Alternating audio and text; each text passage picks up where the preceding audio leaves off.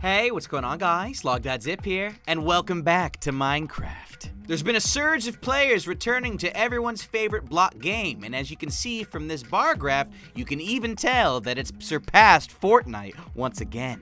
So between that, Minecraft's 10-year anniversary, and the recent Minecraft Earth and Minecraft Dungeons announcements, there's a lot of hype about Minecraft. And it's been a bit since some of you have been playing your favorite blocky games, so today we bring you 15 things you need to know to get back into Minecraft.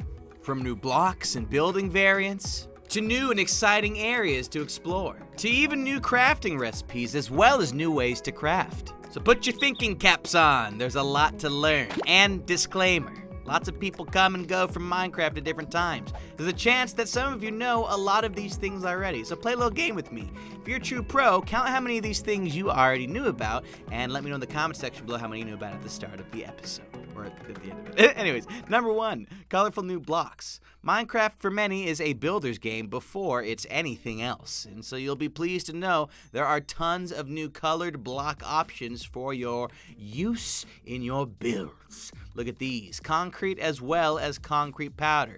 Using a mixture of gravel and sand, you can get these new blocks as well as letting them set to have them turn into more solid options. Alternatively, you can cook up clay in a furnace now to get some very special options known as glazed terracotta. So, believe it or not, you can get this lovely lime green terracotta by cooking up a plain old lime clay or terracotta block. Number 2, a whole new crafting system that's a lot easier for new players to jump into. If you go to your inventory, you'll see a book that you can click open both on Java and on Pocket Edition, and it will open up various different tabs for you to learn how to make certain recipes. It will literally fill them in your 2x2 crafting area, or if you're in a crafting table, will fill them in other places as well. What's more, you can actually lock down certain recipes for use in adventure maps that you can only then unlock by providing the player with a knowledge book. So if we grab this knowledge book right here and right click it, you'll see in the top right corner,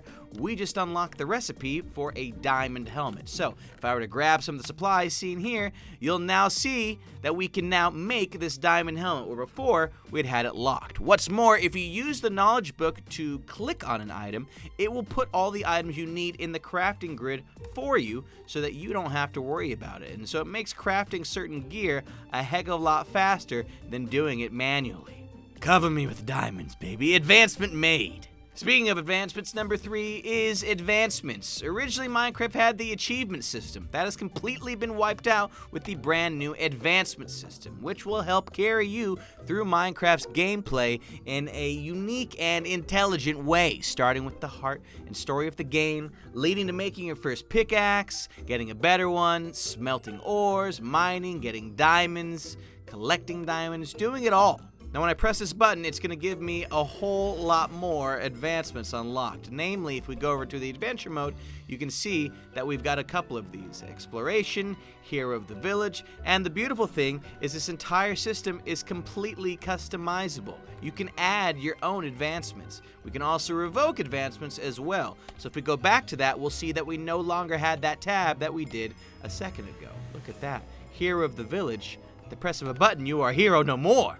So sad. We actually have a video on every single advancement that had come out at the time. So if you click the eye in the corner, you can check out what each of those are and what you need to do in order to unlock them. For now, number 4, new weapons. That's right, as of 1.14, there was a recently released weapon known as the crossbow. But there were a few others that were added as well that you may not know about if you quit in the recent years. So we start with the crossbow. It takes arrows for ammo, and it is made with a mixture of wood and iron and things of that nature. And you have to load up your crossbow by holding right click down and then firing at will. You do have to hold it for a certain amount of time. If you let off the charge before the arrow gets loaded, you will not get any of the loading time added to your crossbow. However, once it's nice and loaded up, you don't have to fire it right away. In fact, you can leave it for later and then come back to it by instantly scrolling to it and then firing off. So you could, in theory, preload a lot of these crossbows to make for an exciting flurry of bam, bam, bam. Beautiful. Plus, they each come with their own enchantments. Piercing, which will cause arrows to go through mobs depending on the level. Quick Charge, which makes charging your crossbow and loading it that much faster. And Multi-Shot, which will take one single arrow and fire multiple in its place. The Trident was also added in-game as of Minecraft 1.13, or the Tident, depending on if you're doing laundry. And it also comes with its own enchantments, including Impaling, which acts similarly to the piercing shot of the crossbow, Loyalty, which will cause the Trident to come back to you, which, if you didn't realize, you throw this thing. Allow me to demonstrate loyalty in action. Throw. Now come back to me. Yes, beautiful. No Betsies will stand a chance. We also have Riptide, which will allow you to travel quickly underwater with this trident, or if it's raining, which we will demonstrate right here. I used the wrong trident. Here's the Riptide one. Yeah, amazing. Use it to travel. Oh. And potentially die as well. Yeah, this is a little dangerous. Let's see if we can make it back to our showcase area in one piece. Ein. The channeling enchantment in thunderstorms will cause lightning to strike whenever you hit the trident with a creeper. Wow, that was a heck of an explosion. And you get the trident from a special new mobbed variant that you might not know about, which we'll get to in a little bit. For now, number 5, new storage methods. Most of y'all know about chests, that's easy enough. Well, unlike chests, in Minecraft 1.14, barrels were introduced and can be opened even if there is a block right on top of that barrel. As you can see, we are able to use this storage system despite there being a block placed right above it. Even better, though, is the Shulker box. Originally released, I believe, all the way back in Minecraft 1.9. Again, lots of people quit at different times. You may know already a few of these things. Shulker box is nice because it's essentially a backpack in-game. It will keep all of the items it's got inside of it, even when broken. So we've got a whole bunch of stairs, crafting tables, buttons, and signs here. Let's break this thing down and take it with us on our adventures. And as you can see here, everything is stored inside of this individual item. Nice. Essentially infinite storage. Whoa, it's like a forest fire going on over there. Worst. Maybe we should bring the rain back. Nah, let it burn. Anyways, put it back down and all the items are still there, just as I told you. Now, number 6, new VOB variants. What did I do? It's a new VOB variants. Anyways, that guy I was telling you that drops the trident before? Yeah, we'll be able to find him over here, but not just yet. First, we start with the Husks, which is a zombie variant. They spawn in the desert, and they will not burn in the daylight. So as you can see here, this guy is just chilling outside. Bright as the Dickens. And if he hits you, he will inflict a hunger effect on you. Hey, stupid. Hey, hit me. Hit. Ein. Okay, good. But wait, I think... Oh, gosh. Oh, I am stuck now. Okay, good. Look, we got hit with the hunger effect on there. So stay away from these guys if you want to skip lunch that day. We also have the drowned variant, which normally spawn underwater and will actually come at you, bro, if you happen to be taking a nice little swim. They sound really funny, too. They sound like gurgly boys. And they will spawn in occasionally with both a trident as well as a nautilus shell, which is used for a water-breathing item that we'll touch base on a little bit later. The other variant we have right now is known as the Stray, and it spawns in super cold biomes. It's a variant of the skeleton type, and they come with slowness arrows. So if this guy were to hit me with an arrow of his, you'd see I'm inflicted with 30 seconds of slowness. They, however, do burn in the daylight, so you'll want to keep that in mind when you're fighting these creatures. Number 7, tons more block variants. Look at all these.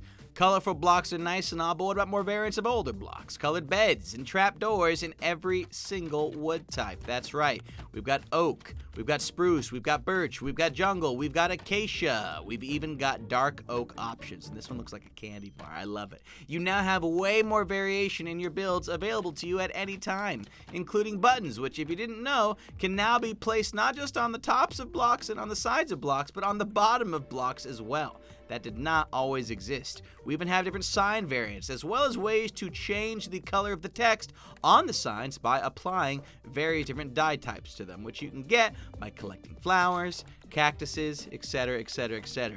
You want your sign to have red text on it? Not a problem. Apply some dye to it and you're good to go. More importantly, though, you gotta have some style in your sleep. And so there's 16 different colored bed types. You make each of them as you normally would make a bed, which you can use your crafting book thingy for. And wow, look at that.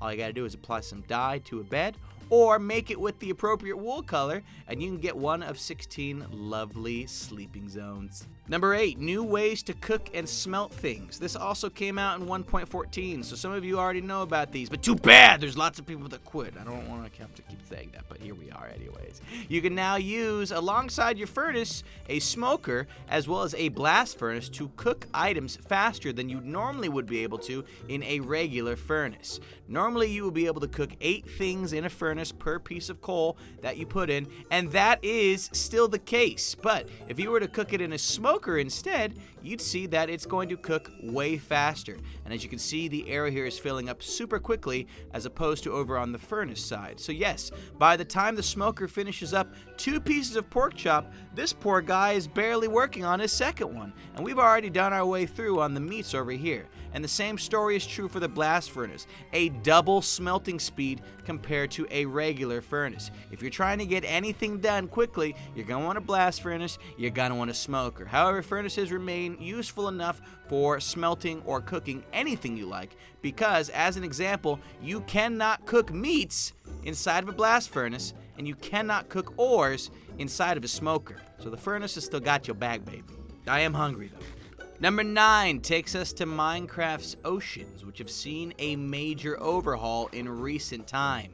Namely, there's actually stuff down here now, and as you can see, well, you'll be able to in a second here, much better. There's a lot more going on, including underground ruins, our drowned mob friends from before, special treasure chests you can find containing some awesome loot, or fishing rods, as well as the potential to find sunken ships, special wooden structures that didn't make it underwater and ended up sinking. And so I guess they made it underwater. And inside these special ships, you can from time to time find some special loot. A buried treasure map? Don't mind if I do.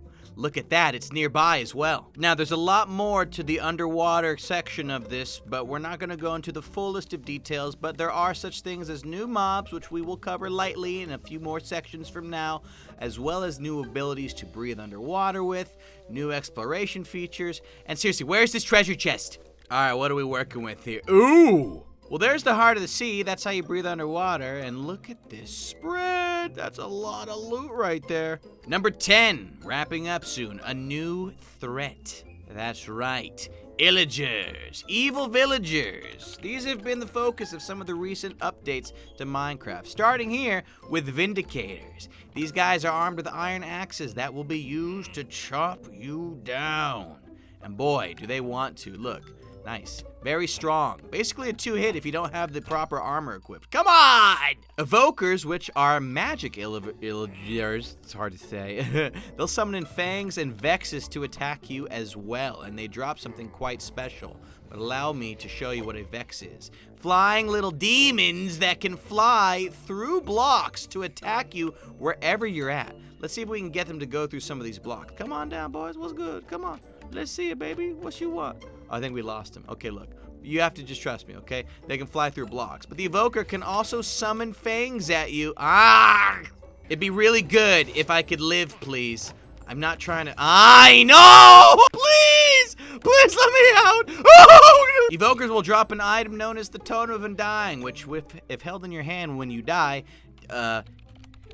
you don't die. Well, I mean, I guess you die in creative mode, but this might be a better explanation. Lived! Yeah, that's good. But you will have low health after, and you might die again. Finally, in the latest update, there are also pillagers as well as ravagers that have been added in that will be used to terrorize nearby villagers. Namely, they'll start using their crossbows to fire off at these villagers instantly. And this is basically the source of the original crossbows you'll find in-game that you have not made. Alternatively, you'll find a Ravager, which pillagers will occasionally ride and will be used to raid villages, which, by the way, there are now raids added to Minecraft. We've got plenty of videos on that as well you can check on the channel, or by clicking the eye in the corner. Sorry, CJ. Number 11, player model changes. A new swimming animation when you sprint underwater. You saw a little bit of this a little bit ago. Yeah, when we were in the water, but as you can see, it's got a very nice effect to it. You actually look like you're swimming underwater now, number 1. But number 2, you can use this to your advantage to get to some very unique places. It's probably better I switch to crib mode for this. Oh, look. Well, maybe not. Look, see, it works. We're literally in an area 1 by 1 in size. And even though we're drowning right now, never mind that. We're doing it. We're making it happen. Break the blocker! I'm gonna drown! No! But yeah, use the swimming ability to get to areas you normally would not be able to get to underwater, and use that to even further your escape by crawling underwater as well, or above water, namely on the ground. As you can see here, there's been a recent change that will allow you to use certain blocks in game to put you into a crawling mode so that you can now get around in much tighter knit spaces. Y'all ready? Check it out. Well, okay, we gotta do it like this instead. Bwah! Just like that. Yo, I'm the coolest. I got a video on this too. You click that in the corner. Number 12, new ways of getting around. The elytra lets you glide in the skies. We'll get to that in a second. But the Frostwalker boots will let you walk on water for some time as well. There's a special enchantment you can get when enchanting your gear with an enchanting table. When wearing Frostwalker boots, all nearby water will turn to ice. So now you can walk across your oceans with relative ease. Fantastic. I love every second of it. Alternatively, put some wings on your back and take to the skies with your elytra, which will allow you to glide, or in the event that you have some fireworks, which we're going to give me right now, fire, work, rocket 64, use them! We almost touched the ground there. You can use them to glide around in the air and travel extreme distances in very short order. Or go through awesome caves. Look at it. Okay, well. Number 13, a way of removing enchantments from your gear, as well as getting rewarded for doing so. You can finally clear your gear of any enchantments with the grindstone, which is a new block you can get access to by crafting it or by finding a nearby village. But let's say you don't want Bane of Arthropods, because who would want Bane of Arthropods? Put on your grindstone, get rid of the enchantment, and you just got almost 2 levels for free for your time. And with a zombie pig mob farmer, as used one in the past knows, you get a lot of useless gold gear that you can now trade in for levels using the grindstone. Number 14, for all you redstone people out there, the observer block, which can be used to detect changes to block state. Break the stone and the lamp will light up. Well, I'm going to give myself an iron pickaxe first so that I can break it. Yes, look, bam, lit up. Place it down again, bam, lit up. Break it down again, bam, lit up, etc., etc., etc. Use these to make for some awesome automated systems, especially using farms. For example, you'll know when the crop is ready to grow every time this light goes on. Look at that, beautiful. Add some seeds, once again, constantly updating anytime the eyes on this observer notice any change in state or behavior. Fantastic work. And finally, mobs people have always wanted to see added in-game. If you're just returning to the game, a whole lot of mobs have been added in. People have been asking for fish and pandas forever. So naturally, we now have pandas that have been added in-game, as well as lots of different variants, including playful ones, aggressive ones, silly ones, and lazy ones. We've got fish and we've got foxes that have also recently been added in-game as well. As of 1.14, foxes are now in-game and are very shy and will avoid human interaction wherever they can, but can also be used to tame and get more little baby foxes nearby. And naturally, we've got different fish variants as well that actually appear in-game. Fish were originally just items. You couldn't see them in game.